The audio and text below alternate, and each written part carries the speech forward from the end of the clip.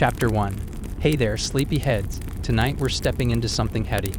You lie back on your pillow, but instead of the comfort of your mattress, imagine a scratchy pallet of straw stuffed in a wooden box no bigger than a coffin. No sheets, no blanket, just your body, sore and stiff, curled like a comma. You barely close your eyes before the rooster crows, but not for you. You don't get to enjoy the sunrise. It means it's time to move. You blink once, and already someone is shouting. A bell clangs, chains rattle. You're up. Outside, the sky is still that dusty pre-dawn blue, the air thick with southern heat, even before the sun shows itself. Your legs ache. You're not rested. You never are. But no one cares. You shuffle outside the ramshackle cabin, barefoot, stepping over damp roots and last night's mud. Someone throws you a worn shirt, same one as yesterday, and you slide it on, knowing it won't stay clean for long. Already, a man on horseback is circling. His hat is wide, his voice louder than any rooster. He's the overseer, the one who makes sure the whip stays busy. He doesn't smile. He doesn't need to. The leather he carries on his hip speaks for him. You stretch your fingers as discreetly as you can, trying to coax circulation back into your swollen knuckles. There's no time to prepare. There's work to do. And if you're not fast enough, or straight enough, you'll feel that whip slice through your shirt like it's butter. And then your skin. Welcome to your morning. You probably won't survive this. That's not an exaggeration. Most people think they're tough, until history smacks them across the face. You think you'd rise up, run away, yell out loud that it's wrong. Spoiler alert, that's a good way to lose teeth, or fingers, or your life. So before you get too comfortable, take a second to like this video and subscribe, but only if you actually enjoy history told this way. No fake love here. Also, drop a comment telling me where you're watching from and what time it is. I want to know where my fellow night owls are tuning in. Now dim the lights, maybe turn on a fan for that soft background hum. And let's ease into tonight's journey together. You start moving, the fields wait. You know exactly where to go because you've been doing it every day since you were old enough to carry a bucket. Rows of cotton, tobacco, or sugar cane doesn't matter. The monotony is the same. The blisters? Also the same. Your stomach twists from hunger. You had something that looked like cornbread last night. Maybe a spoonful of beans. Maybe not. You can't even remember. You were too tired to chew. Your breath still tastes stale. The group spreads out. The sun finally crests the horizon. And it's not beautiful. It's a sentence. The heat falls like a wet towel. You squint. You wipe your brow, and already the back of your neck is wet. The fabric at your shoulders begins to darken from sweat. You glance sideways. Someone's moving too slow. You can feel it before it happens. The tension in the air. The slight pause in conversation. Then you hear the crack of the whip. Everyone looks down. The person doesn't cry out, which somehow makes it worse. Their shoulders flinch forward. Blood seeps through cotton. They move faster. You do too, because that's how the morning goes. People love to talk about resilience, about rising above. But here, under the southern sun of the 18th or 19th century, survival doesn't come from bravery. It comes from silence, from speed, from lowering your gaze. The idea of just standing up for yourself gets real complicated when someone owns your life on paper and enforces it with violence. You want to pause, right? Just for a second. Maybe adjust your foot, shake out your arm, but you can't. The work is timed. You're expected to clear a certain row by mid-morning. The whip isn't random. It's a timekeeper. And you're already behind. You look around and realize your hands are trembling. Blisters from yesterday have split open. Blood mixes with sweat. The cotton bolls look fluffy and innocent. But those plants, they're little barbed monsters. Tiny, sharp seeds and prickly shells tear at your fingers as you pick, stuff, and repeat. Now multiply that by hours, and then days, then years. You begin to wonder how old you'll be before your body gives out. You've seen it happen. Someone just collapses one day. And they don't get buried in a graveyard. They get dumped. Maybe under a tree, maybe not at all. Out here, your name isn't even yours. Here's a quirky little horror story. Some enslaved people were assigned names from inventories. As in, the plantation ledger had a Tom, and a big Tom, and a Tom with a limp. And you'd better respond when called, or risk a correction you'll feel for days. Historians still argue whether that level of name swapping was deliberate dehumanization or just cold plantation efficiency. Either way, it stings. By mid-morning, you can't remember what time it is. There's no clock. Your body is the timepiece. When your back screams, it's almost noon. You stop for water. Not much, just a ladle and a wooden bucket passed between 30 people. You kneel, drink, it's warm, tastes like rust. You wipe your mouth with your sleeve and get back to it. You hear a noise, something more serious than before. A cry, then another crack of the whip. A boy, maybe 12, maybe younger, too slow, limping. You see him fall. He's not moving. Nobody goes to help. That's not bravery, it's survival. You swallow the bile in your throat. The field continues. Some people think the worst part of slavery was the chains. They're wrong. It's the fact that the chains became normal. That the fields kept going. That the work never paused, even when people did. Even when they broke. Your day continues until the sun is low again, and your arms are so heavy they feel like they've been replaced with lead. You walk back with the others. No one talks. There's no energy left. Dinner, a scoop of mush. If you're lucky, maybe a boiled root. There's no table, no plates. You eat with your hands, in silence. Back inside the cabin, your body folds again, into that little wooden box. Someone coughs next to you. Someone else snores. Mosquitoes whine around your ears. You stare at the ceiling, or what passes for it. And that's just one day. One day in a lifetime. You want to think you'd have done something. Fought back. Rebelled. But let's be real, your body's already halfway gone after just this. You're not planning revolts. You're not reading forbidden books. You're just trying not to die before the week ends. So sleep now if you can. You'll need it. Because tomorrow, it starts all over again. Chapter 2. You're back in the field. You never really left. The line between dream and memory has blurred into a haze of sun-scorched dirt and aching limbs. This time, it's cotton, row after row of it, an endless sea of white fluff, dancing in the morning light. Looks soft, right? Almost pretty, like a cloud you could hold in your hands. Until you do, you reach for the first bowl. It tears at your skin, like it's angry you touched it. Each cotton bowl is a pod of seeds wrapped in sharp husks, like tiny fists filled with claws. They don't want to be picked, and they make that known. Your fingertips are already raw. You try to ignore it. You try to move faster. There's a sack dragging behind you, heavy canvas, nearly the length of your body. It scrapes the ground like a dead weight, and you're expected to fill it, completely, by noon, maybe twice by sundown. You lean down, pick, lean again, pick, stuff, move. The rhythm is cruel and hypnotic. Your breath falls into it.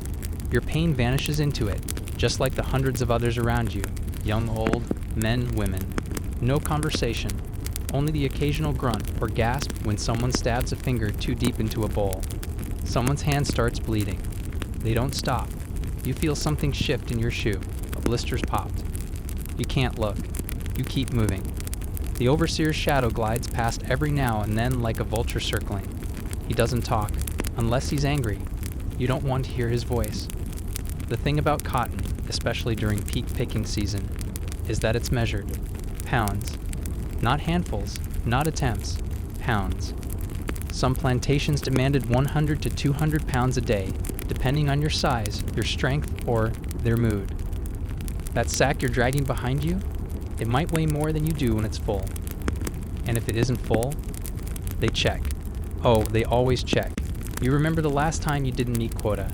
They didn't ask questions. They didn't listen to excuses. The whip answered for them, leather, oiled, and dried. You never forget that sound, or the way it kisses your back with the bite of fire. Here's a strange little tidbit. Some plantation owners paid tiny rewards for exceeding quotas. Maybe a coin, a slice of meat, an old shirt. Sounds kind, right? But that meant raising the quota next week. So your reward? More work. Historians still argue whether these incentives were a psychological game or just exploitation wearing a new hat. Either way, you learned quickly. Don't do too well. Don't do too poorly. Just blend in and survive. You pause. Stretch your back, just for a second. Wrong move. A horse's hoof crunches behind you. The overseer's there. No words, just a flick of his reins. You nod, pick faster. You tell yourself not to cry, but later when the heat thickens and the sun sits like a stone on your shoulders, tears mix with sweat anyway. No one notices. No one's looking. Children are out here too, barefoot, small sacks, smaller hands. The youngest, maybe 6, maybe less. You can't tell. They don't cry either. Not anymore. You watch a girl pick with one hand while the other clutches a piece of cloth, her only toy, maybe her dead mother's. You want to help her, but your own hands are full. Your own sack is dragging. You're not strong enough for both of you. It's a cruel feeling, realizing your compassion costs energy you don't have. There are insects. Oh, the bugs. Ants, beetles, ticks, biting flies. Some days it feels like the field is alive, and you're not picking cotton. You're wading through it. You scratch behind your knee and come up with blood. A blister torn open. Lunchtime? If it comes, it's brief. Sometimes just a few minutes to crouch in the shade and swallow something warm and bland from a tin bowl. You can't remember what it tastes like, just that it doesn't help. You know what does help though? Laughing. Not often, but sometimes. When the overseer's far, someone makes a joke. Dry, sarcastic. Whispered. The kind of joke only people on the edge of collapse find funny. You chuckle. Then you cough. And then, it's time to stand up again. Afternoon light is worse than morning. It turns everything golden and hot. Your shoulders blister, your feet swell. You dream of water. Not freedom. Just a sip of something cold and clean. You want to believe you're getting close to finishing your row. You're not. There are more. So many more. You think about the others who came before you. Generations. Some families had 3-4 generations born on the same plantation, living and dying within a few acres of someone else's land. The elders walk slower now. Their fingers are crooked. Their backs bent. But they still go out. They still pick. Not because they want to, because no one else will feed them. And they know what happens to the ones who stop. Sometimes when you can think, when the pain isn't screaming, you wonder what's happening outside this place. Is there a world beyond the field? You've heard stories, whispers of cities, of North, of Canada, of freedom. But it all sounds like myth, like something from a dream you once had and forgot. And let's be honest, you're not getting there. You're here. You bend down again. Your legs shake. You ignore it. You grab another bowl, and another, and another. The day finally ends, not with celebration, not even relief, but with exhaustion. You feel it before you hear the call. The overseer waves his hand. Time to stop. Barely. You drag your stack to the scale. The numbers don't matter to you anymore. Just don't let it be too low. You watch. You wait. A nod from the man weighing. You pass. You don't smile. You just move away, grateful the whip stays silent. You look at your hands. They're no longer yours. They're tools. You try not to cry as you walk back to your cabin. You tell yourself again, just one more day. But you've said that for months, maybe years. You lie back down on your straw mattress. The sun has long vanished. The moon watches from behind clouds. You shift onto your side, wincing at the bruises. Somewhere, a baby cries. Someone whispers a prayer. You don't sleep. You shut your eyes. That's enough. Chapter 3. Your stomach groans louder than the morning bell. It's still dark, but already you feel the pang, sharp and hollow, like a drum echoing through your ribs. Hunger isn't an event here. It's the background noise of your life, constant, familiar, unwelcome, but never unfamiliar. You shuffle out of the cabin with the others, barefoot on the dew-wet ground. Your shirt clings to you. Yesterday's sweat never fully dried. A fire smolders near the communal pit, not for warmth, but for a pot. Inside, something thick and colorless bubbles, quietly. They call it breakfast. If you're lucky, it's cornmeal mush, just ground up corn and water, boiled to a paste. No sugar, no salt, no spice. Sometimes it's just ashes and grit, but it's warm, and it's something. You hold out your tin bowl, one ladle, no seconds. You eat fast. There's no time for savoring. The mush slides down your throat, gritty and bland. It's more texture than flavor. You scrape the sides with your fingers, licking every last bit. Hunger doesn't care about pride. The truth is, your body's not getting what it needs. You burn calories like fire through paper out in those fields. But all you get is this. Maybe a little bacon grease on Sundays, if the master's feeling generous. Maybe collard greens, if someone snuck some in from the fence-line garden. Mostly corn, sometimes beans, sometimes nothing. A fringe diary entry once described a plantation meal as slop fit for pigs but served to men. That's not poetic. It's accurate. You feel lightheaded even before you step outside. And it only gets worse. See, people don't usually think about what it means to labor in starvation. They imagine slavery as physical punishment, and it is. But they forget the chronic malnutrition, the slow breakdown, the erosion of energy, until even standing still feels like a task. You felt dizzy before. You know the sensation. Knees getting wobbly, vision starting to swim. Now imagine that. Every day. Add in sunstroke. Add in infection. Add in mosquitoes buzzing around your legs while your blood sugar is a joke. Historians still debate the exact caloric intake of enslaved workers. Some plantations issued ration cards, pounds of cornmeal per week, a little pork or fish when available, but others, nothing standardized. It all depended on the mood of the person who literally owned your food, and you never got to cook it. Meals were prepared communally or handed out pre-boiled. You didn't get to season anything. You didn't get to save leftovers. You didn't have a cupboard, or even a spoon of your own. You certainly didn't get to eat until full.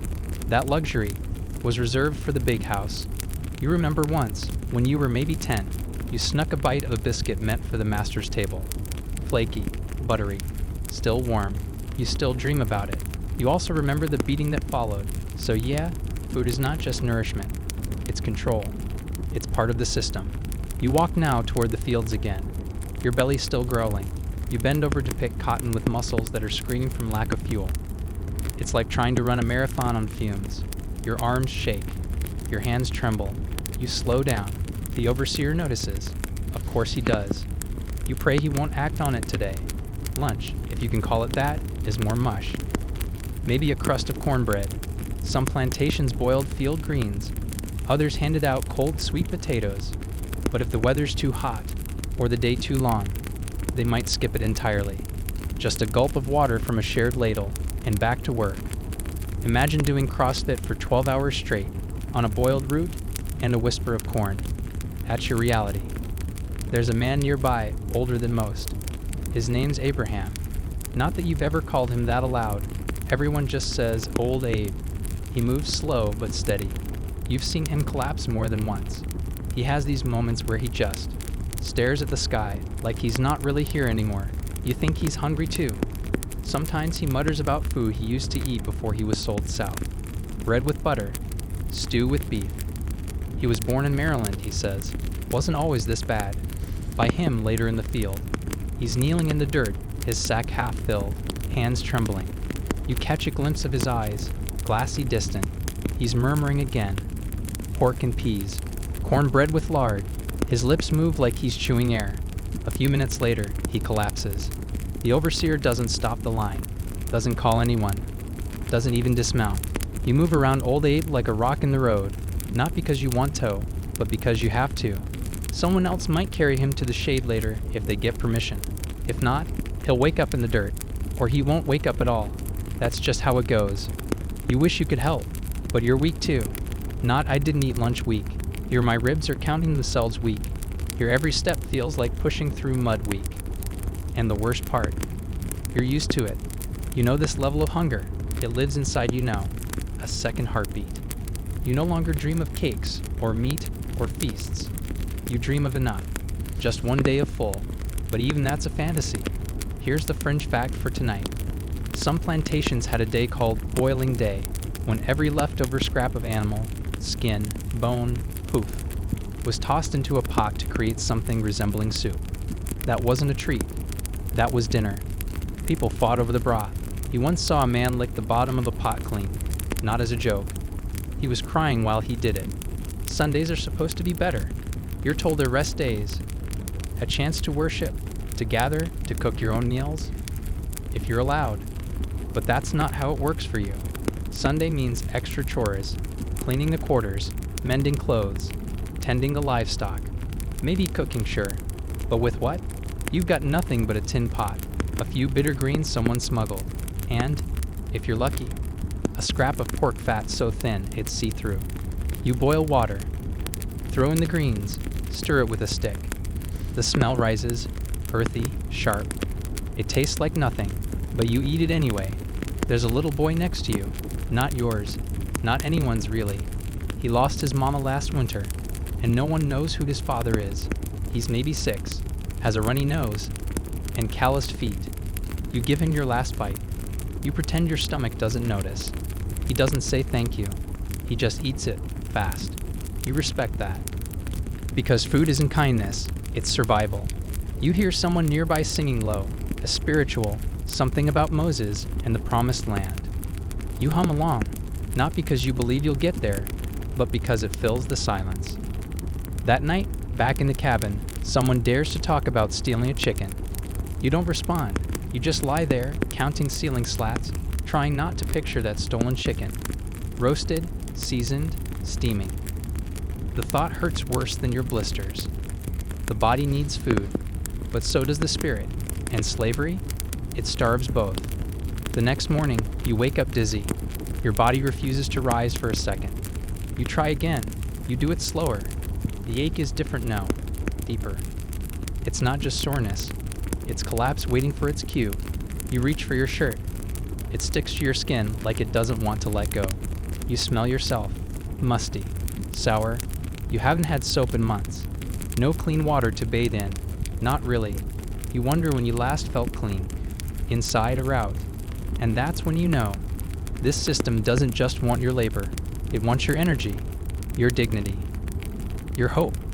It feeds you just enough to keep you alive, but not enough to dream of more. And you? You're dreaming anyway, even if your belly's empty, even if your hands shake, even if your thoughts are slower than they used to be. Somewhere, deep in the gnawing ache of your stomach, in the hollow where food should go, there's still a flicker. Some stubborn little voice that says, not forever, but tonight you sleep hungry. Again, Chapter 4. Your heart jumps at the sound of galloping hooves. It's not the first time you've heard them, but every time, it sparks that animal panic that lives just below your skin now. You don't look up. You've learned. Eye contact can be a crime. You just keep moving. Knees slightly bent, shoulders tight, neck tucked low, like a hunted creature. The overseer is coming. You hear the horses breathing before you hear the man speak. The leather reins slap against his glove as he pulls up beside the line of workers. His eyes sweep across your group like he's inspecting fence posts, not people.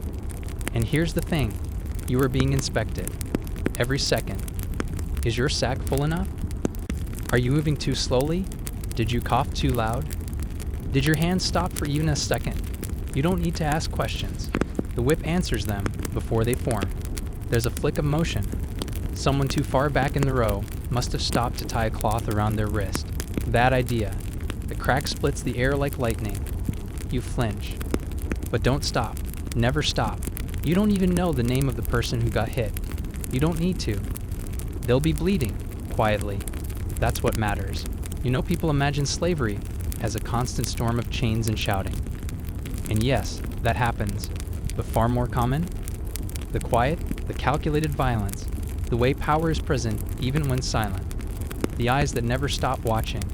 The rules that shift without warning. Your muscles atch, not just from work, but from hypervigilance. From the constant act of not doing something wrong. Because one wrong move, one missed cue, and you're the target. And it doesn't take much. The overseer dismounts. Now it's serious. You hear the creak of boots on dry grass, the slow, steady rhythm of someone not in a hurry. That's how you know this man's in charge. He can move slow. You can't. He walks between rows, stops beside someone young, maybe 15, maybe younger. Too skinny, too sweaty, not fast enough. He speaks low, but you hear it anyway. You think you're tired now. Then the whip, not once, again, again. The rhythm is like thunder.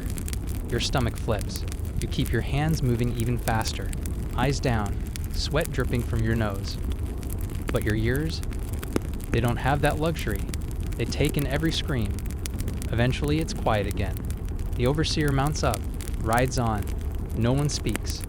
Here's your quirky tidbit of the day. Some overseers didn't even work directly for the slaveholders. They were hired middlemen, paid to push others past their limits. The better they squeezed production out of bodies, the more they earned. Some were formerly enslaved themselves. Others were poor whites, desperate to rise in rank. Historians still argue about whether these overseers were worse than the masters. Some say yes, less invested, more brutal. Others say the cruelty was baked into the job either way. Doesn't matter much to you though. Pain is pain. A hired hand or a family hair. Either way, the whip still finds your back. You felt it before. The first time, it wasn't even for something you did. Someone else ran. You were just nearby. Wrong place, wrong hour. That didn't matter. They lined up 3 of you. Said one of you knew the runaway's plans. You didn't. You told them. They didn't care. You flinched before the first strike. You screamed after the 5th. By the 10th, you stopped feeling anything. Just sound. Just heat. Then darkness. When you woke up, your back was soup. They poured salt water into the wounds. To prevent infection, they said. To punish, you knew. You still have scars. You run your fingers across them sometimes. Not to remember the pain, but to remember you lived. You want to think you'd fight back. You've imagined it. Over and over. Grab the whip. Throw it. Run. Hit back. Bite if you have to. But real life doesn't move in slow motion. It's not clean. There's no music swelling when you rebel. Just chaos. Just risk. Because when you raise your hand, even odds, the entire machine crushes you. It doesn't stop at the whip. It finds your family, your friends, your children. Yes, children. You see a little girl nearby, 6 years old. She's not in the field. Not yet. She's holding a bucket for water. Her mother works beside you. She glances at her daughter every few minutes, like she's trying to absorb every image. Because that girl won't be small for long. Soon she'll carry her own sack. Soon she'll be watched too. Soon she'll learn what it means to survive like her mother Doze, quietly. You remember your own mother's voice, soft, musical, tired. She used to tell you bedtime stories, African folk tales passed down like smuggled treasure. You can't remember all the words now, but you remember the feeling. She said, keep your head down but your mind up. You never fully understood that until the day she got sold away. You were 10. One morning she was there. The next, she was gone. A man with shiny boots pointed at her like picking fruit from a tree. You screamed. You bit someone. They beat you for it. She didn't get to say goodbye. Now every time the overseer rides up, you wonder who's next. You wonder if it'll be you. You wonder if someone bought you tomorrow, would anyone scream? Would anyone care? Would they even remember your name? That's the real weight here, not the sack on your back, but the constant, crushing fear that your life can be rewritten at a moment's notice, that every breath, every step, every movement exists under the gaze of someone who thinks you're replaceable. And you can't argue, not out loud, so you pick, you sweat, you bleed, you pretend your body doesn't hurt, your thoughts don't race, your soul isn't whispering, enough with every heartbeat. Because to be seen breaking, that's when they break you more. You sleep again that night in silence. Your body curled in pain. Your mouth dry. You dream of flight, not like a bird, but like smoke. Quick. Untouchable, gone before they notice. But when you wake, you're still here. Still shackled by the gaze of men on horseback. Still afraid of the eyes above you, and the whip they carry like a second mouth. Chapter 5. It starts with a name you don't recognize. Solomon, someone whispers near the water bucket. A hushed conversation, heads bent, hands still moving. You glance over, pretending not to listen while straining to catch a word. The name drifts through the air like a secret breeze. He's not one of you, not from this plantation, but he's here now. Just arrived. Sold, traded, or something worse. His clothes are too clean, his hands too soft. That won't last. You finally see him when the overseer marches into the field, tall, quiet, with eyes scanning everything. He doesn't move like the rest of you. His shoulders aren't slouched. He doesn't yet know how to disappear. Not a good sign. You've seen what happens to the ones who still believe they're people. He walks past, and for just a second, his eyes meet yours, not defiant, not frightened, curious. You look away. That afternoon, he stumbles, not from weakness, from inexperience. He tries to pull a cotton bowl too hard and cuts his palm. You know that sting too well. The bards love soft hands. The overseer sees the drop of blood. He also sees Solomon's slow picking speed. It happens fast. Get up, the man growls before Solomon even falls. Then comes the whip, first across the back, then again and again. Solomon doesn't cry out, which is worse. Silence enrages them. They expect pain to be loud. They want it loud, want the lesson to ring in everyone's ears. So the whip goes harder. You clench your teeth. A few yards away, a girl mutters under her breath, "He won't last a week." And you think, bitterly, neither would I if I started today. Because surviving here isn't about strength. It's about endurance. It's about learning the rules that no one writes down. And Solomon? He doesn't know the rules yet. Rule number 1, don't stand out. Rule number 2, don't get seen. Rule number 3, if you're new, keep your head down until they forget you were. That evening, Solomon doesn't walk back with the group. He limps. The overseer let him live, which means they still see use in him. But they also made a point. You walk past, just like everyone else. Not because you're cruel, but because kindness has a cost here. And some days you can't afford the price. Back in the quarters, the stories swirl. Not about Solomon, about what happened to the last newcomer. They say he tried to run, made it 2 miles before the dogs found him. Dogs trained to chase, bite, drag back. Some plantations used bloodhounds, others mongrels mixed with violence. They were fed scraps and trained on human scent. Sometimes at night you hear them baying from the woods, a nightmare chorus. And when they catch someone, well, you've seen it. The lashings don't stop until the earth drinks blood. Sometimes they're branded after. Sometimes hobbled, ankles chained so they'll never run again. Sometimes sold farther south. That's a punishment in itself. Because the deeper south you go, the worse the work gets. Cotton's bad. Sugarcane is worse. The heat is unforgiving, the blades sharp, and the hours endless. Historians still argue about whether the Deep South should be considered its own kind of hell. Many say yes. You don't argue. You've seen the faces of those shipped back north, bodies bent and broken, missing toes, fingers, names. You remember one man, his name lost in your memory now, but his eyes you'll never forget. He came back from Louisiana. Didn't speak for days, just stared. Eventually he whispered, "They work you till you drop. Then they kick you till you don't get up."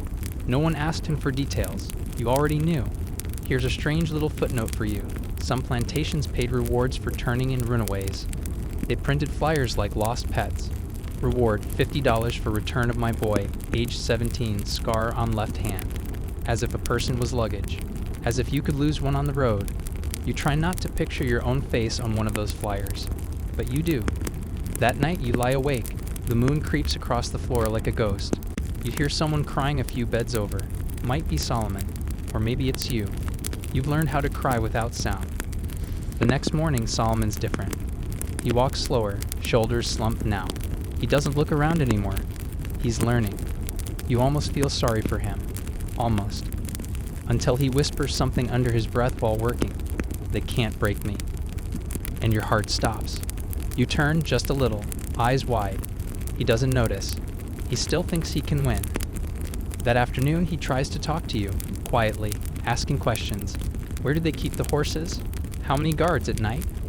You pretend not to hear him, not because you disagree, but because the last man who whispered rebellion disappeared that night. And the rest of you? You paid the price for his words. Rule number 4, don't talk. Solomon doesn't stop. He asks someone else, then another. The overseer notices. Of course he does. Eyes everywhere, always watching. That evening, 2 men come for Solomon. Not the overseer this time, the master's men. They don't say a word, just drag him by the arms. You don't see him again. No one asks where he went. No one mentions his name. The next morning, there's a dark patch behind the shed. No blood, just silence. And the absence of someone who forgot the rules. You don't forget. You learn them deeper. You bury your dreams a little lower in your chest. Because in this place, to survive, you play dumb, you play tired, you play invisible. Because here, rebellion isn't heroic, it's suicidal. And you? You want to live, even if it's just one more day. Chapter 6. Your back doesn't straighten anymore, not completely. It's not injury, not really, it's adaptation. You fold it into the shape of the labor, the rhythm, the rules. Like a tree that's been bent by years of wind, You've just shifted. The ache is permanent now. It hums low, constant, like a broken drum.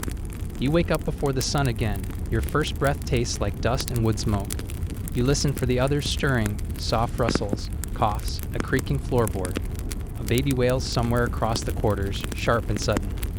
Someone hushes her with a whisper and a gentle bounce. No one gets more sleep. Today isn't just another day. Today is inspection. You don't need to be told. You know by the quiet. It's that heavy, pressurized kind of quiet where everyone's waiting for something bad and pretending they're not. The elders move slower. The kids don't talk. Even the dogs are still. You comb your hair with your fingers, try to smooth out your shirt, which hasn't been washed in a week, maybe 2. There's no time or soap, and it barely fits anymore. Most of you have outgrown your clothes or worn them thin into rags. Some people wrap twine around their waist just to keep pants up. Some patch holes with scraps torn from potato sacks. You line up behind the others. A man steps out from the big house veranda, hat tilted, coat sharp. Not the overseer, he's someone different, whiter, cleaner. He walks like he owns the land. And he does. You've seen him before the master. Not often. He doesn't come to the fields much. His boots don't belong in the mud. He leaves that to others. But today he walks the row like he's picking fruit, gaze slow and deliberate. Then comes the part that always makes your stomach twist. He inspects you, not your work, you. He checks hands, teeth, eyes. He nods, grunts. Sometimes he smiles, which is somehow worse. He pauses in front of you, eyes crawling over your skin like cold fingers. He lifts your chin. Still strong? He asks, but it's not really a question. It's a measurement. You nod. He moves on. There's a woman behind you with 2 daughters, one still a child. The other barely 13. The master lingers there, stares too long, asks the girl to turn around. She does. And your blood runs cold. You want to look away, but you can't. You know what this is. It's not just about labor anymore. It's bargaining season. Sometimes it's trade. Sometimes it's sale. Sometimes it's private visits. That's what they call them in hushed tones. He's visiting her tonight. It's not a question. It's not optional. And it's not love. The 13-year-old doesn't say anything. She just lowers her eyes. Her mother's hand tightens around her arm like a leash, like a shield. It won't be enough. Here's your uncomfortable fringe detail for tonight. There were entire manuals printed for slaveholders on how to breed better enslaved workers. Stronger, taller, more compliant. These weren't private curiosities. They were strategies written, published, and sold. Historians still argue how widespread such breeding programs truly were, but no one doubts they happened. Some plantations kept records of pairings like cattle. Others did it more, casually. But the result was the same. Your body isn't yours. Your labor, your sleep, your food, your voice. Your body, all someone else's property. There was a boy named Jesse a few rows down from you. Maybe 16. Big for his age. Muscles thick from work. The master once called him fine stock. Not a compliment, a warning. They started giving Jesse extra rations and a different place to sleep. Then they paired him with a girl named Rosa. Didn't ask. Just told them both. Said they'd be sharing a cabin now. Rosa cried. Jesse didn't say a word. They stayed in that cabin together for 3 months. Then Rosa was sent away, sold off. The baby wasn't strong enough. Or maybe it was, who knows? The master never said. Jesse doesn't speak anymore. Not really. You don't ask him what happened. You don't ask Rosa's name out loud. You just keep working. You want to believe you fight back, that if someone touched you, you'd scratch, kick, scream. But what then, when it's the master? When it's the man who controls your food, your children, your existence? What would fighting even look like? Sometimes the women make salves, paste from tree bark, crushed herbs, things passed down from their grandmothers. They whisper about protection, about closing the womb, about spirits watching over. Maybe it helps, maybe not, but they try. Because when your body is a battlefield, even small defenses feel like rebellion. Later that week, you hear whispers about someone being pregnant. No one says who. Just looks past between women like flares in the dark. Someone adds more water to the pot. Someone gives up their half of the bread. No celebration, no songs, just preparation. Because bringing a child into this world, it's not joy, it's risk. It's another life to shield. Another name to whisper the rules to, when to speak, when to look down, when to disappear. Another small soul to teach how to survive without ever feeling free. You once helped bury a baby behind the quarters. Tiny, still. The mother didn't cry, didn't move. Just stood there with her arms hanging like they no longer belonged to her, while the rest of you dug a hole too small for anything but a heartbreak. When the dirt was packed down smooth, she finally spoke. At least he's free now. It was the only thing she said that night. That's what passes for comfort here. Freedom through death. You try to forget, but it clings to you, like smoke from a fire that never goes out. It isn't just the hunger of the heat that would break you. It's the waiting, the knowing, the helpless silence while someone screams, not far away, but not close enough to stop it. Would you survive the silence, or the noise? Because here, noise is a warning.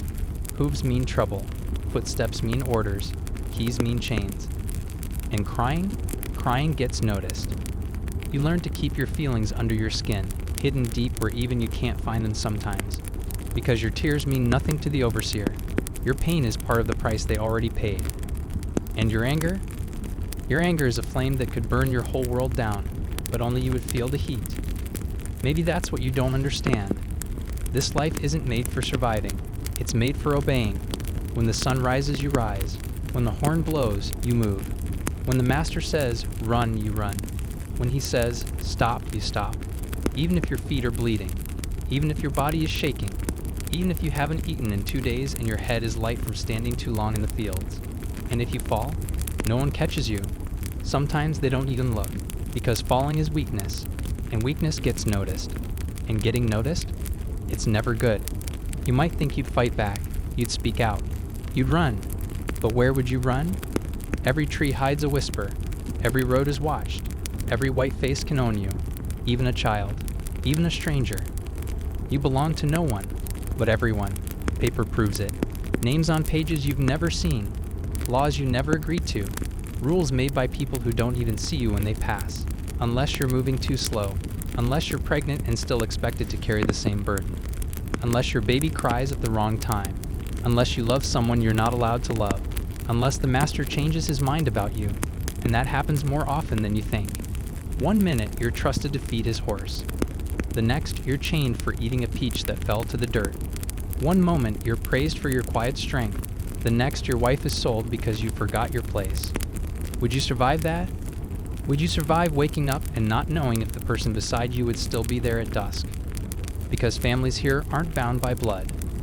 They're bound by luck, by silence, by the few minutes between chores when you can look someone in the eyes and say, I'm still here. And maybe they nod back. And maybe that's all the love you'll get that day. Maybe it's all the love you need to keep going. The nights are long, and the stars are the same ones that hung above your ancestors back in a home you'll never know. Sometimes someone hums a song in the dark, slow, and soft, a lullaby from a grandmother's grandmother. Words that don't need to make sense to your head, just to your heart. That's where you survive, from the heart. Not the fists, not the strength, not the words. It's something else. A stubborn piece of you that says, I am still me, even if you don't see it. Would you hold on to that? Even when the world tells you not to, because that's what they can't take. Even after they've taken everything else. Even after they've whipped it, cursed it, renamed it, denied it, and tried to bury it. It grows, like roots underground, like songs in the back of the throat, like freedom whispered from one generation to the next. You carry it in your walk, even if you're limping, in your eyes, even if they're lowered. In your stories, yes, even this one, told to children who need to know not just what was taken, but what survived. Because even if you wouldn't have made it as a slave, someone did. Someone lived. Someone endured every silence, every scar, every loss, just long enough to dream of you. So maybe you wouldn't survive, but you're here, and maybe the dream did. And maybe that's what makes you strong. Chapter 7. It's Sunday, and before you even move, your bones remember. There's no field work today, not officially.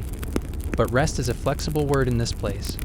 What they mean is, no cotton sacks, no overseer on horseback barking at your heels.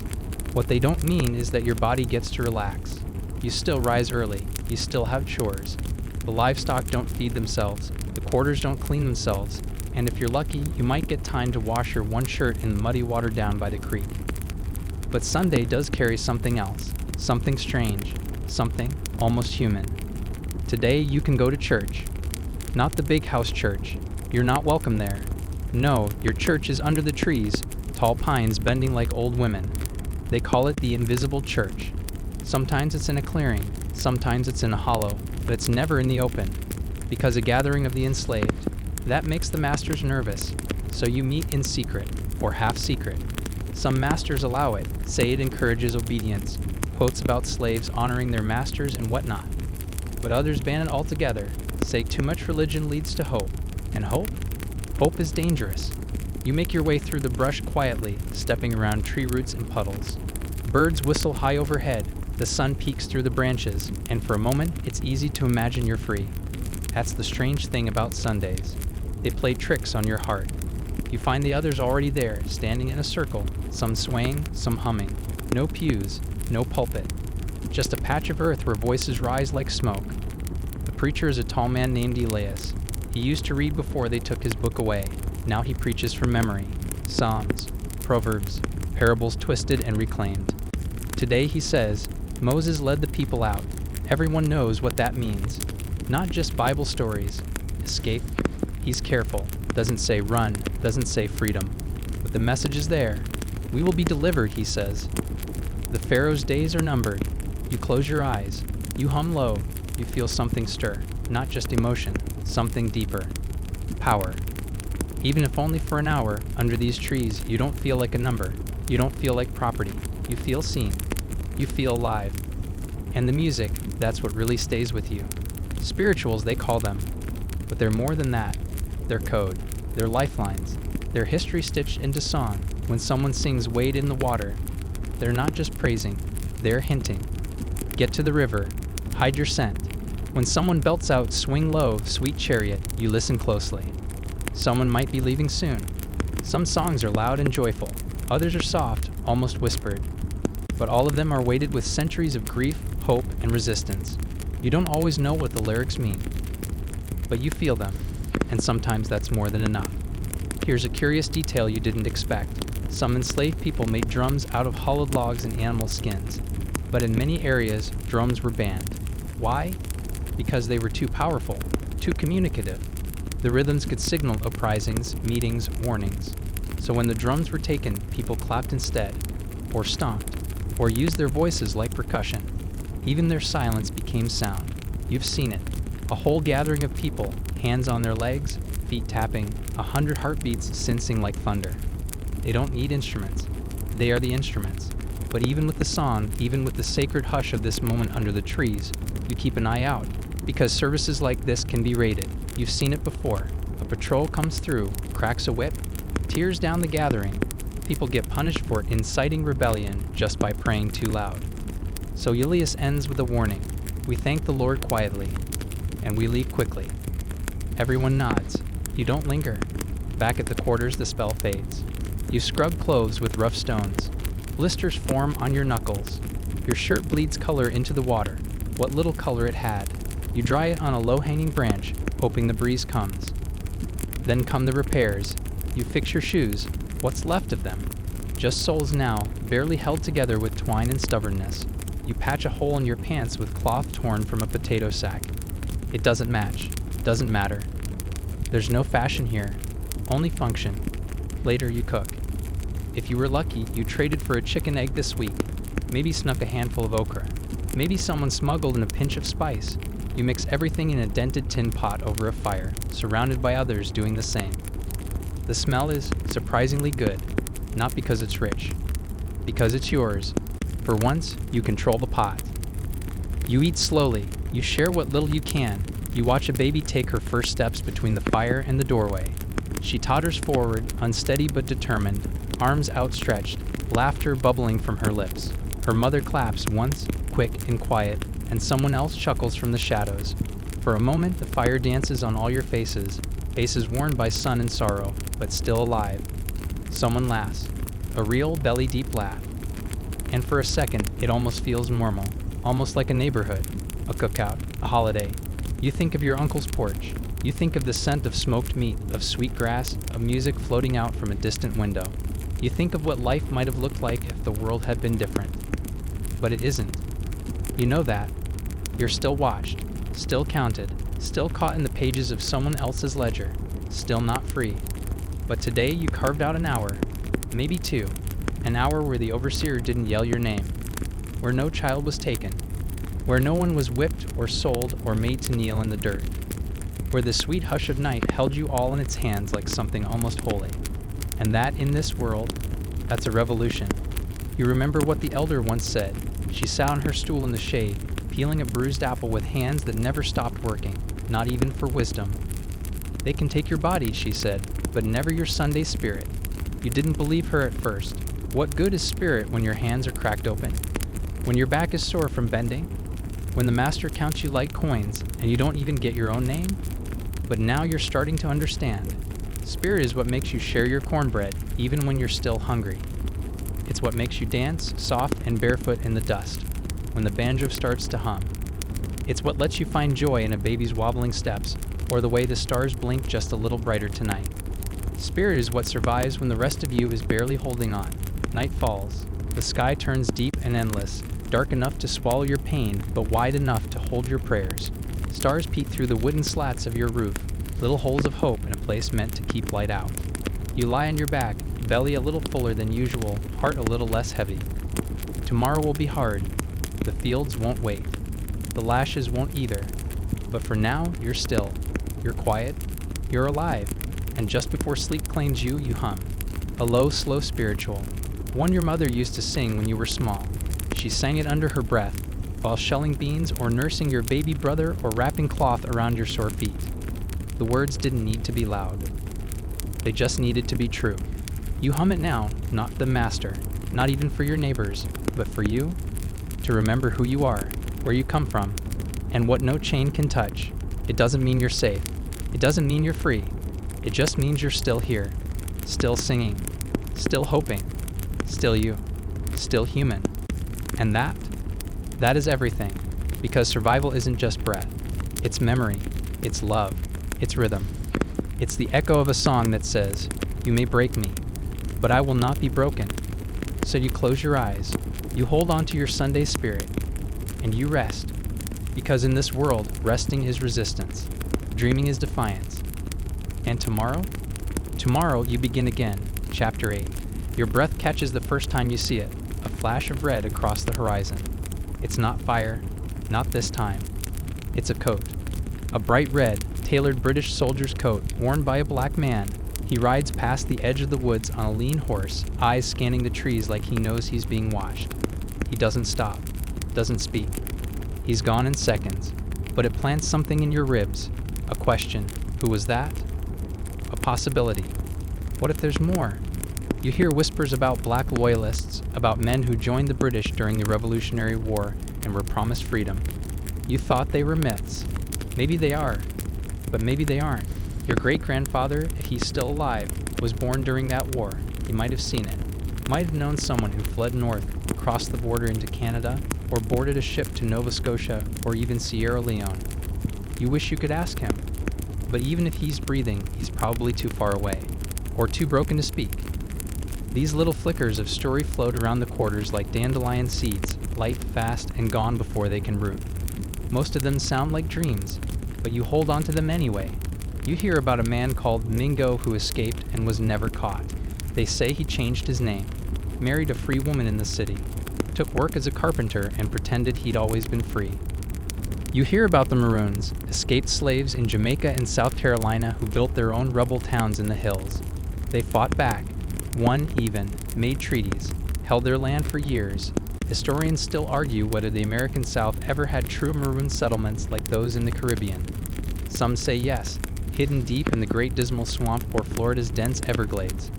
Others say the attempts were too small, too hunted. But it's not the size of the story that matters. It's that someone tried, and trying here, that's its own kind of legend. The idea of running, it doesn't come like a thunderclap. It comes like water slowly carving a canyon into your thoughts. One small what if becomes a path, and once the path is visible, it's hard to ignore.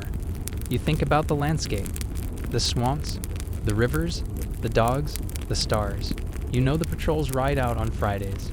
You know the border to the next county is a day's walk. You even know someone who tried before, Jacob. He was quiet, steady, picked fast, worked hard. One morning, his bed was empty, just gone, vanished like fog. 2 days later, they found his shirt snagged on a fence. 3 days after that, they found him. They didn't kill him. They made an example, tied him to the post, left him in the sun. You watched him swell and shake and moan. The master said, "Let that be a lesson." You didn't sleep for a week. But still, when you close your eyes now, you see Jacob not as he was on the post, but how he might have been. Running, free, alive. You find yourself scanning the tree line more often, listening to the wind, watching which dogs are tied and which roam. You catch yourself practicing directions under your breath. North, east, water, bridge. You're not the only one. Others are watching too. One night, you see old Ruth lighting a candle 3 times and blowing it out in rhythm. She taps the floorboards, then stops when she sees you. "Go to bed," she whispers. You do, but your ears stay awake. Here's a fringe tidbit. Some enslaved people used quilts as maps. Patterns stitched into the fabric passed along messages. Zigzags for rivers, knots for danger, stars for safe houses. Some historians believe it's folklore, others swear it's real. Either way, the belief itself carried power. Because power is hard to come by here. Even the idea of a coated blanket feels like magic. And you need magic. You need something. That same week, the food rations change. Less meat, more meal. The whisper is, the master's finances are tightening. He's lost 2 workers to illness. He's considering selling someone. And someone could be anyone. Even you? You know how fast it happens. One day, you're laughing with someone over a bowl of greens. The next, they're gone. Loaded in a wagon. No goodbye. You saw it last month. A young man, barely 17, called Isaiah. Strong back, quick smile. He helped build a fence behind the smokehouse. Gave the little kids piggyback rides. Then a white man came. A traitor. Isaiah was worth good money. They called his name. He fought. He screamed. He begged. They gagged him. Tied his hands. And when his mother tried to block the wagon, they whipped her. The crack echoed through the trees, and then he was gone. That was the first time you saw a woman fall to her knees in the mud and scream without words. Just sound. Pure, aching sound. It haunted the quarters for days. So now, every time a wagon creaks into the yard, your whole body stiffens. You wonder if your name is next. That fear becomes its own kind of chain. You think about running again, but your legs feel heavier. And the dogs, always the dogs. You've heard stories of people smearing onions on their feet to throw off the scent, walking in rivers, traveling by night, using moss on trees to track north. But the problem isn't the wilderness, it's the unknown. You were born here. You know every crack in the floor, every knot in the wood. But out there, you're a stranger. And strangers don't last long. You whisper to yourself, not yet. Maybe next week. Maybe after the rains. Maybe when the stars are right. And so another month passes. You pick. You sleep. You hurt. You dream. You do what you must to survive. Even if that means not surviving in spirit. Even if that means folding hope into something smaller, like a story, or a song, or a stitch in a blanket no one else notices. Chapter 9.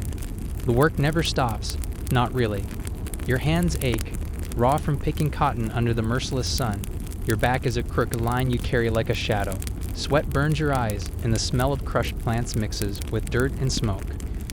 But today, something's different.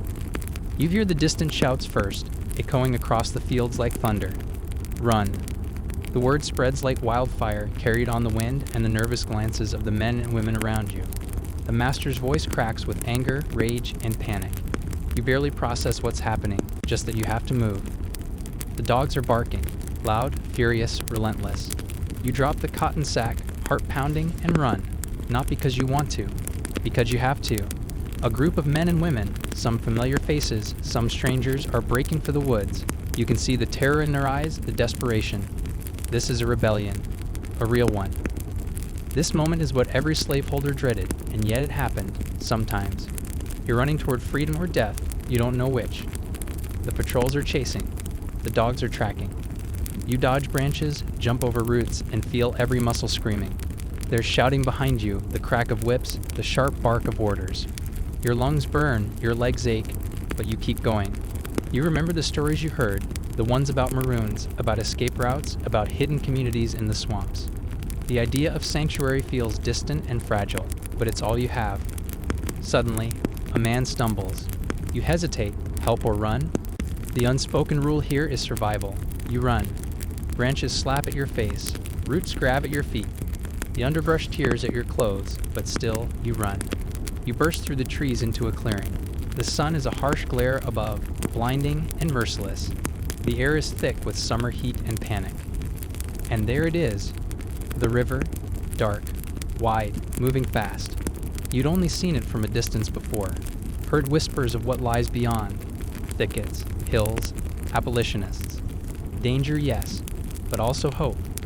They said the water can wash away your scent. They said if you make it across, you might have a chance.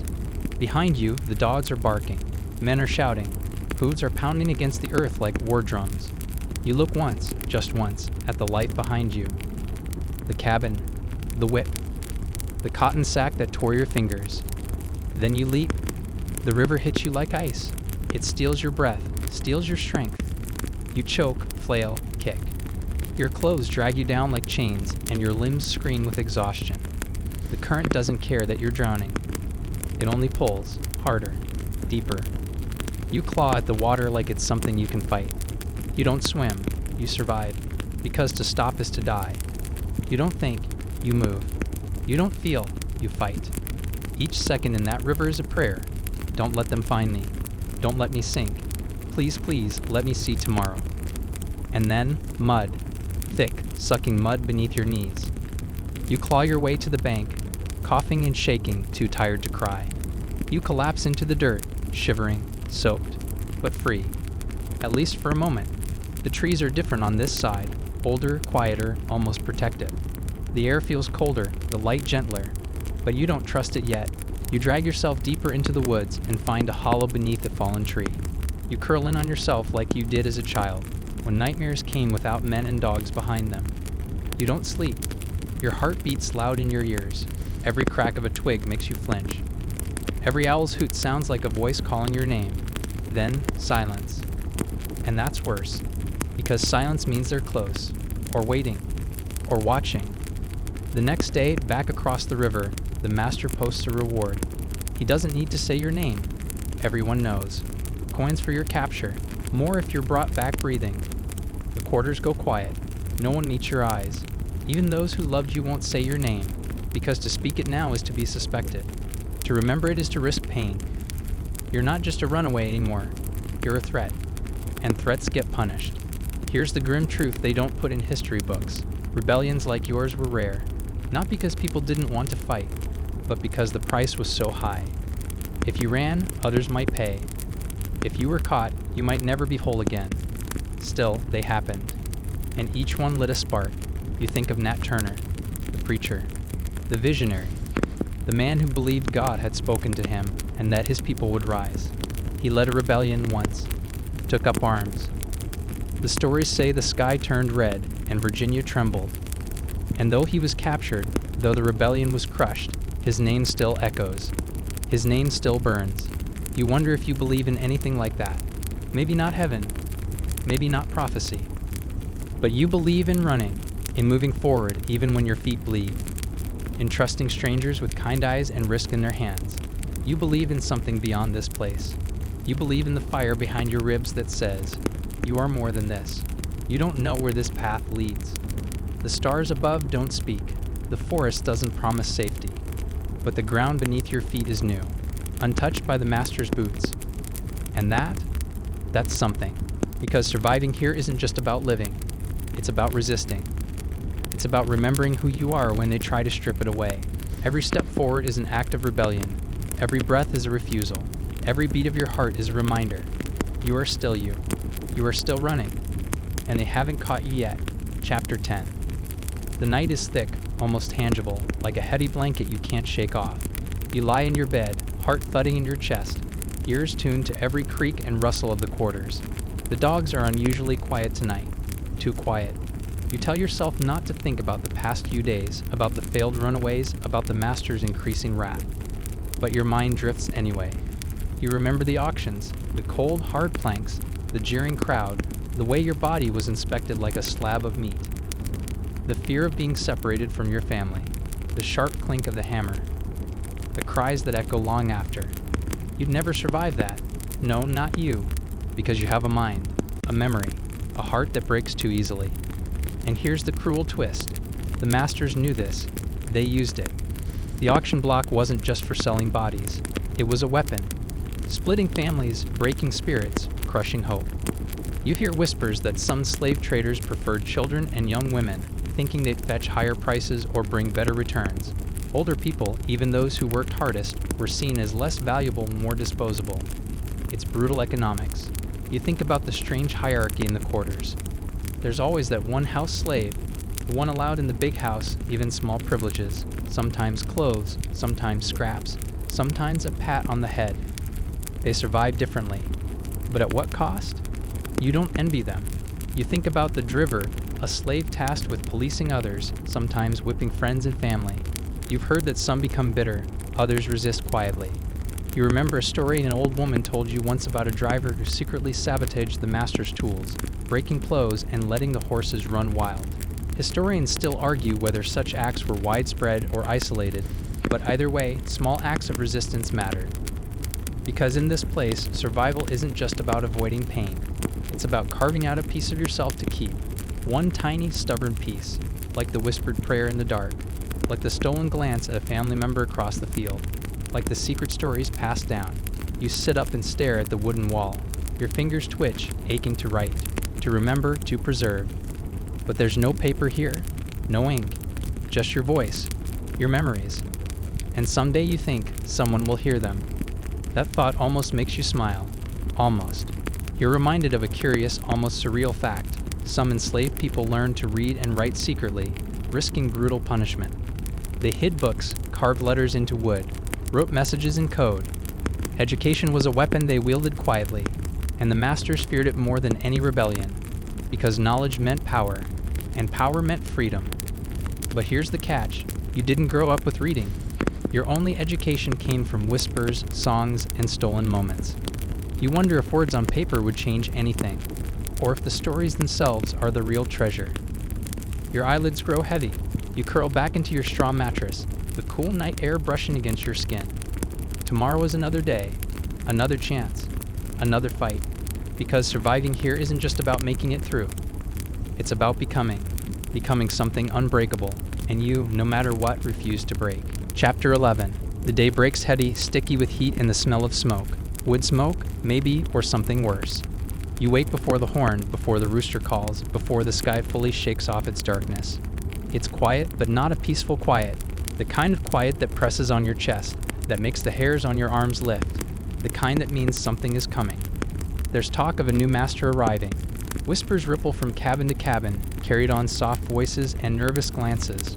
Rumors swirl like dust in the heat. He's younger, they say. No, he's older, cruel, a war veteran. One says he lost his first wife and takes his grief out on others. Another says he never believed in God and doesn't believe in kindness either.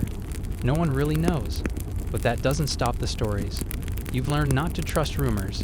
They don't make the work lighter or the whip gentler, but you listen anyway, because change, any change, means the routine will break. And routine, when you're enslaved, is a fragile kind of shield, a rhythm that dulls the sharp edge of terror, a pattern that lets you disappear just enough to survive. The overseer is tense. You see it in the way he rides, shoulders tighter, eyes sharper. He herds you all into the fields before the sun fully rises, barking orders with the cold, efficient tone of a man who knows his power is borrowed and brittle. Your hands bleed before breakfast. The rough cotton tears at your skin, and the mud tries to steal your feet. You bend, reach, pull, repeat. But your mind drifts. You think about the new master. Try to picture his face. Maybe he's a rich man who bought this place with inheritance money, never worked a day in his life. Or maybe he grew up with a whip in one hand and a Bible in the other. Maybe he smiles when he punishes. Maybe he won't speak at all. You wonder what he'll bring with him, what kind of rules, what kind of rage. Sometimes new masters bring new punishments, new grudges, new drivers. You overhear talk of one, a younger man with a bitter mouth and sharp eyes like knives. He rides close to the master, takes quick notes, watches everything and everyone. You feel a shiver crawl up your spine. Some whisper the new master brings a wife too. A lady of the house that sometimes meant something. Not mercy exactly, but a shift, a different kind of control. Sometimes they said mistresses took to the children, taught letters, slipped an extra biscuit now and then, but just as often they tightened the chain, punished through silence, smiles, and soft-spoken cruelty. Historians argue about these women even now. Some call them quiet rebels, others call them enablers with powdered hands. You don't expect softness from anyone in silk. You keep your head down. By midday, the air is thick as honey and twice as heavy. The sun bakes your neck as you drag the burlap sack behind you, sweat stinging your eyes. Then you hear it. Hooves, wheels, voices. The new master has arrived. The carriage pulls up with a cloud of dust and noise. Horses snort and stamp. A boy in livery jumps down to open the door. And then you see him. Tall, pale, sharp around the eyes and mouth. He steps down like he owns not just the land, but the sky over it. He scans the quarters like a general inspecting the battlefield. No smile, no greeting, just eyes calculating. You feel the weight of his gaze move over you, like hands checking your value. The new driver rides up beside him, already shouting orders. Then the first crack of the whip. It slices the air like thunder. Someone falls. You don't turn to look. You don't stop moving. That night, no one speaks unless they must. You eat in silence. You rest in shifts. Some pray. The days that follow bleed into each other, each one sharper, colder, more demanding. You learn quickly to move faster, to make fewer mistakes, to hide pain, to bow lower. The new master watches everything, not just your hands, but your eyes. And you know, deep in your bones, that he has already sorted you. Expendable, useful, trouble. You wonder which category you fall into. You wonder how long you'll last under him, or if you want to. At night you dream again, not of freedom, exactly, but of disappearance. Of vanishing like smoke on the wind. Of slipping through the cracks of this world like water through fingers. No dogs, no patrols, no fences, no chains, just trees, and quiet. But when you wake, the sky is still bruised with morning, and the routine begins again. You whisper to yourself, not yet, because sometimes surviving means waiting. Not because you're weak, not because you've given up, but because you're watching, listening, learning, waiting for a weak link in the chain, for a wagon wheel to break, for a guard to look the wrong way, for a storm to cover your scent. Until then, you endure, you carry. You bend. You resist in small ways, stealing minutes of rest, passing messages, hiding seeds in the hem of your shirt. You hold on to stories. You speak them softly in the dark, because stories are where you keep your name, your people, your history, yourself. They can own your body, but they can't stop your memory from growing roots. And that's what keeps you human. Chapter 12. The months stretch on, slow and heavy like molasses dripping from a spoon. You learn to read the rhythms of the plantation, the guard rotations, the seasons, the master's moods. Every sound is a code, every glance a warning. You notice how the dog's barking changes depending on who they sense, how the horses stamp when the overseer rides close. You memorize every path, every shadow, because knowledge is your silent ally. You've heard of the Underground Railroad, the secret network of people and places helping enslaved folks escape to freedom in the North or Canada. It sounds like a fairy tale, but some swear by it. You hear of safe houses marked by lanterns humming windows or quilts displayed in specific patterns. Historians still debate how extensive the railroad truly was, with some arguing its reach was exaggerated and others emphasizing its crucial impact. Either way, it's a beacon, a whisper of hope. You dream of it, planning routes in your head like a map of stars, but it's dangerous. One wrong step could mean death or worse. Still, some have gone. Some have made it. You overhear that some runaways join maroon communities in remote swamps, people who live outside the law, free but constantly hunted. You wonder if freedom is worth the constant fear, or if living in the shadows is another kind of prison. Your hands shake when you find it, a scrap of cloth, frayed at the edges, worn soft by time. It's small, no bigger than your palm, but embroidered with a symbol, a stitched shape like a bird in flight, or maybe a star, or maybe just someone's mark, forgotten and anonymous. Maybe it means nothing, but you tuck it into the lining of your shirt anyway, close to your skin, close to your heart, because maybe it is a sign, a secret message left behind, A quiet "I was here" from someone who lived this pain before you and refused to vanish without a trace. You think about Jacob again, the way he used to whisper maps into your ear, names of rivers, counties, safe houses he swore were real. The way he carved arrows into tree trunks like breadcrumbs in the forest. The way he always looked just past the horizon, like he could see something waiting for him on the other side of the sky. Even when his back bled, even when his hands swelled, even when they took away the only person he ever called family, he never stopped dreaming, never stopped planning, never stopped trying, even when it cost him everything. You used to think survival just meant staying alive. Now you know better. Survival is carrying the things they can't take, the memories, the names, the secrets passed from mouth to ear in the hush of night. It's carrying hope. And sometimes hope is the heaviest thing of all. It weighs more than the sacks of cotton, more than the chain around your wrist, more than the fear lodged in your chest like a second heart. Because hope demands more than breath. It demands belief. You catch yourself humming, low, soft, just above a whisper. It's an old tune from the quarters. A song about a river too wide to cross, about a bird who flies over it anyway, about a place on the other side where no one calls you by a number, where your name is yours and your soul is your own, a place you've never seen but keep dreaming about. The words shift each time someone sings it, like the river itself, always moving, but the feeling stays. Freedom in the shape of melody, a lifeline woven into sound, and for now that's all you have. A tune, a memory, a rag with a symbol you don't understand but choose to believe in anyway. You clutch it like a promise, because surviving here isn't just about doing what you're told. It's about carrying the stories, the songs, the dreams, even when they call you less than human, even when the dogs bark and the lashes fall, even when the world tries to quiet you. You carry the music anyway. You hum louder when no one is listening. You remember the names of the ones who ran. You whisper Jacob's map into the dirt when you kneel to plant. And that's resistance. That's what they can't burn or chain or buy. That's what makes you more than just a shadow in the field. It makes you a story keeper, a witness. It makes you free in a way they'll never understand, even if your body stays behind the fence for now. Chapter 13. The air grows colder. The leaves crisp and fall, brittle underfoot. The sun slips away faster each evening, and with it a little more warmth, a little more light. Even the birds seem quieter now, like they know what's coming and are bracing for it. Winter is near. And with it, a new kind of hardship. You've watched the white folks prepare, hauling in barrels, locking up stores, laying down new firewood like fortifications. There's a shift in their movements, more alert, more guarded.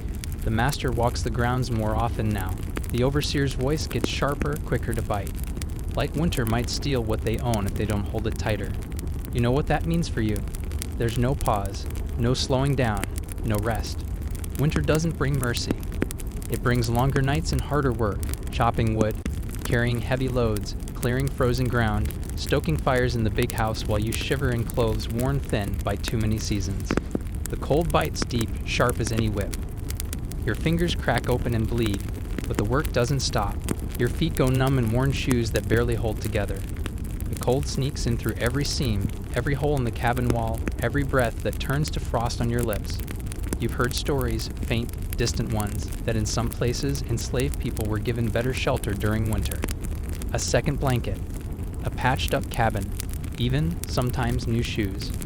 But that's not your place. You get a single threadbare quilt, if you're lucky, a fire that dies before morning, a room so cold you can see your breath curl upward in the dark like ghost smoke. The nights stretch on forever.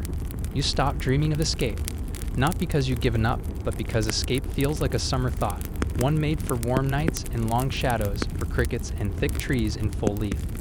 Now you just want warmth, a fire that doesn't threaten, a bed that doesn't ache, a moment without shivering. Still, somehow, the spirit refuses to freeze. You notice it in the way people move closer together, not just for heat, but for comfort. There's a kind of grace in that, shoulders touching under one quilt, breath shared in the dark. Quiet murmurs of prayer passed back and forth like shared bread. The elders speak more in winter. Their voices low and steady, like coals that never die out. They tell stories, some real, some imagined, all sacred, of ancestors who crossed rivers barefoot, who hid in swamps for weeks, who outwitted hounds and chains. They remind you who you come from, One night you see it happen. The ring shout. You've heard whispers about it for years, but this is the first time you witness it. Tucked deep in the woods behind the quarters, beneath a sky so dark it feels like the world has been wrapped in mourning. They gather in a circle, feet moving in rhythm, slow at first then building. No drums, those were taken long ago, but hands clap in time, feet stomp, voices rise.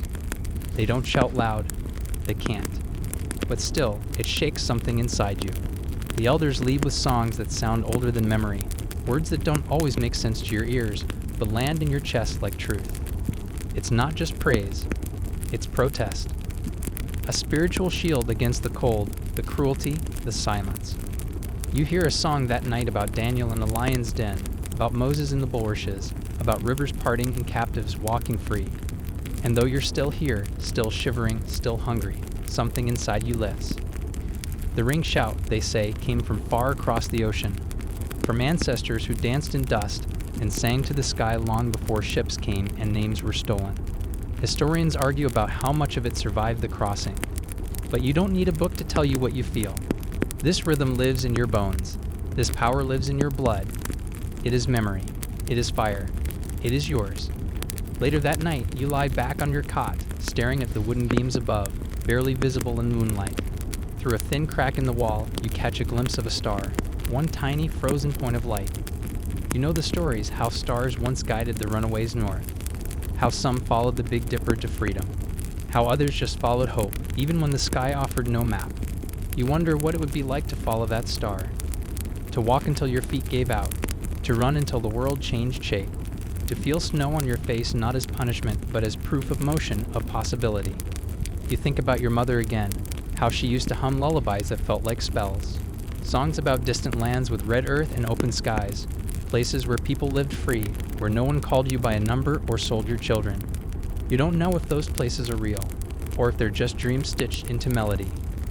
But maybe that's enough, because surviving isn't just about flesh and bone.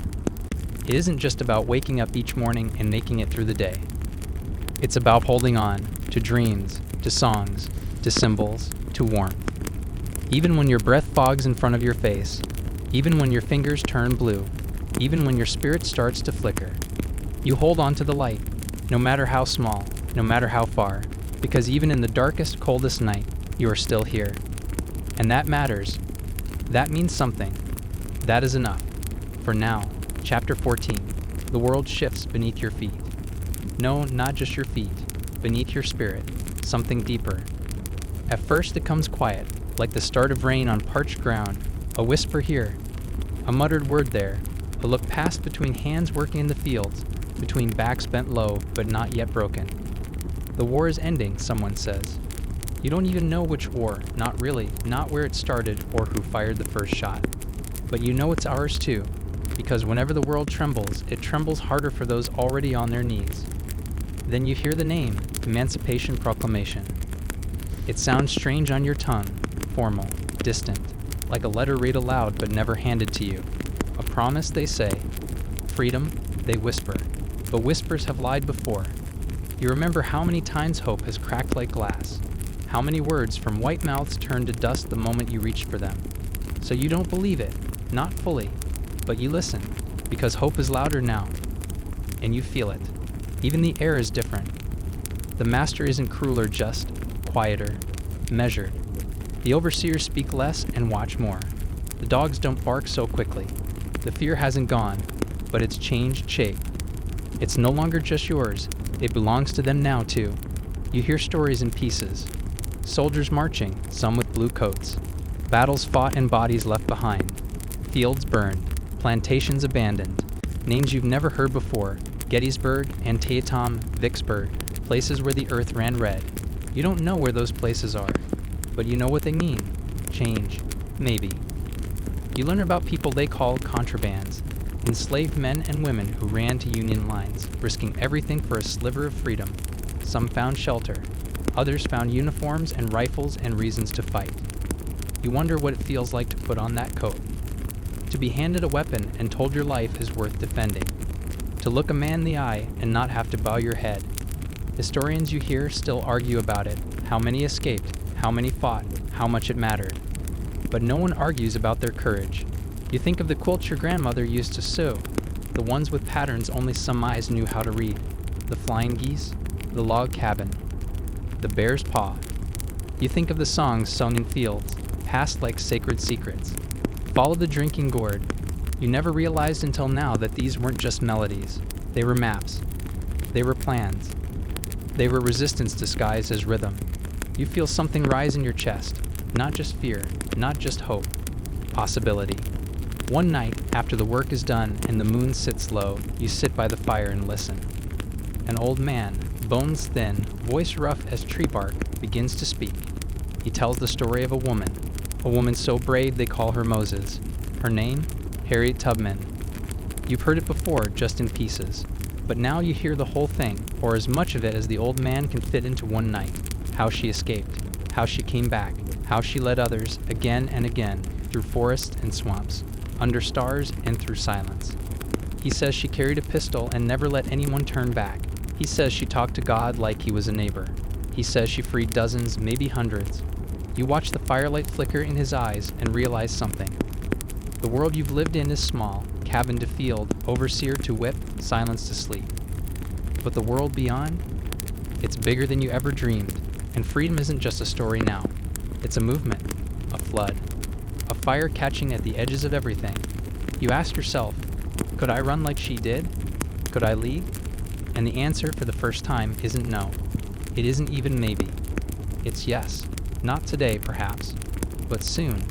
You still feel the master's grip, but it's weaker now, less a chain, more a thread. And that thread can snap. You know the fight's not over. You know freedom won't fall into your lap like morning light. There will be laws, rules, dangers still. There will be hunger and violence and lies dressed up like promises. But you also know this. Survival isn't just about getting through now. It's about preparing for tomorrow. It's about shaping what comes next. Because surviving under slavery made you strong, but dreaming under slavery made you dangerous. You close your eyes. The fire crackles beside you, warm against the cold night. And in your mind, you see it. A sunrise without chains. A sky without masters. Voices rising, not in mourning, but in triumph. And you dare, truly, deeply, to dream. Because dreaming is the first act of freedom, and you are just getting started. Chapter 15. The sun rises low and golden, casting long shadows over the fields that once bound you. That light touches everything differently now. The rows of cotton still wave in the breeze, but they no longer own your back. The big house still stands, but its silence feels hollow. The fences still line the land, but your steps no longer stop at their edges. You are no longer property. You are not a number. You are not a ledger line. You are not a name whispered behind hands or shouted down from horseback. You are a person. And for the first time, the world might just recognize it. The war is over. The masters have fled, some in fear, some in fury. Others linger still, trying to rewrite their place in a world they no longer fully control. Their power has cracked, like glass under pressure. The air tastes different now, not clean, not perfect, but free. You step out slowly, not running, not hiding, walking. Each movement deliberate, each breath deeper than the last. Your heart pounds with the rhythm you're learning to call hope. But you remember. You always remember. You remember the auctions. Eyes averted, bodies prodded, names erased. You remember the lash and its sting, not just on your skin, but in your soul. You remember burying children before they had a chance to live, holding grief like a second heartbeat. You remember singing to stay human. You remember Jacob. You remember your mother's hands, coarse but kind. You remember the songs passed like prayers. You carry those memories like sacred stones. Because survival is not just what you escaped, it's what you carried through. And now, all around you, others begin to rise too. Some stay where they are, trying to carve out freedom on land that still smells of sweat and sorrow. Others leave, north, west, wherever the roads will take them. Some find work, some find danger, some find each other. Communities are forming, not built with nails and hammers at first, but with will, with purpose. Shacks turn into homes, fire pits into gathering places, prayers into meetings, dreams into schools. Freedmen's schools, they call them. Tiny rooms packed with bodies hungry to read, to write, to know what it means to hold a pen instead of a hoe. The alphabet becomes a revolution. Books become weapons against silence.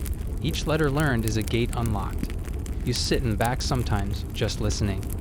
You mouth the words under your breath, and with every syllable, you feel the chains loosen again. You hear more stories now of people who fought before the war, who escaped long before the first shot was fired.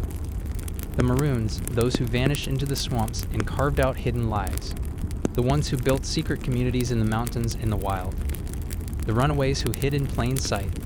The mothers who taught freedom in lullabies. The fathers who ran to fight with the Union, risking everything just to be seen as men. Historians still argue about how smooth this so-called freedom was. Some say the country welcomed you into citizenship with open arms. Others tell the truth, that the path was broken, steep, full of thorns and traps, and new masters dressed in different clothes. You already know which story is real. Freedom didn't arrive on paper. It didn't come neatly folded in the proclamation read from a balcony or declared by voices that had never tasted a whip. It wasn't wrapped in speeches or flags or sudden kindness. Freedom didn't knock politely. It came slow. It came hard. It came earned, in blood, in songs, in silence. Because freedom is not a moment. It's not a signature on a document, not a general riding into town, not a date carved into history books written by hands that never bore your scars. Freedom is not something given. It is something taken, fought for, held onto with both hands, even when the world tries to pull it away. It's not the breaking of a chain. It's what comes after. The ache in your limbs, the doubt in your chest, the world suddenly wide and wild and waiting. Freedom is a journey, a road with no map, a story with no clear ending. And this is only the first mile. You take a breath, long, slow, full. The fields behind you are fading in the morning mist. Familiar rows, cruel rows. So much pain buried in that soil. So many bones, so many names that never made it into ledgers or letters. But you remember them, not by number, by feeling. You remember how it felt to sing when your throat was raw, to smile when your heart was breaking, to plan when punishment hovered close, to believe in something better, even if you never lived to see it. You remember those who walked beside you once, some who laughed with you, some who prayed, some who ran, some who were caught, some who dared to dream and died with that dream still tucked in their chest like a secret seed. But they are not gone, not really. You feel them now, just behind your shoulder, not as ghosts, but as guides, as breath, as wind in your back. You carry their names like heirlooms, whispered, hidden, sacred. You carry their hopes not like weight, but like wings. You carry their unfinished songs, and you will finish them, one note at a time. Because surviving wasn't the end of the story. It never was. Surviving was the torch passed hand to hand, voice to voice, generation to generation. It was the kindling of something brighter. And now that flame, it burns in you. It crackles behind your ribs. It hums in your blood. It steadies your step as you turn to the horizon. The sky stretches out, soft pink and gold, like someone peeled back the darkness just enough to say, there is more. The road ahead is long, uneven, unknown, but it belongs to you now. No one owns your body. No one owns your name. No one decides your worth. You take a step, then another, not running, not fleeing, but walking, claiming, becoming. This land has known your sweat, your tears, your blood. Now it will know your footsteps. You walk not just for yourself, but for all who couldn't, for all who believed, for all who prayed that someone someday would live free. You walk into the morning, not blind but brave, not because the world is safe, but because the world is yours to shape. And as the sun rises higher and the light brushes your face like a blessing, you speak a truth only the truly free can say. I survived, not because it was easy, not because it was fair, not because anyone made room for you, but because you refused to disappear, refused to forget, refused to be broken beyond repair, because in the face of every whip, every chain, every lie, you chose to live, to endure, to hope, to believe. And that is the greatest triumph of all. The night quiets around you now, the world softening as your breath slows. You can almost hear the gentle rustling of leaves outside, the distant hum of life moving on. It's okay to let go of the day's weight. Each story shared, each struggle remembered, now settles into the earth like seeds waiting to bloom. Rest here, knowing that every hardship you faced was met with courage, every shadow with light. You are part of a long, unbroken chain of survival and hope. Let the calm wash over you. Breathe deeply. and dream gently, because tomorrow is another day and your story continues.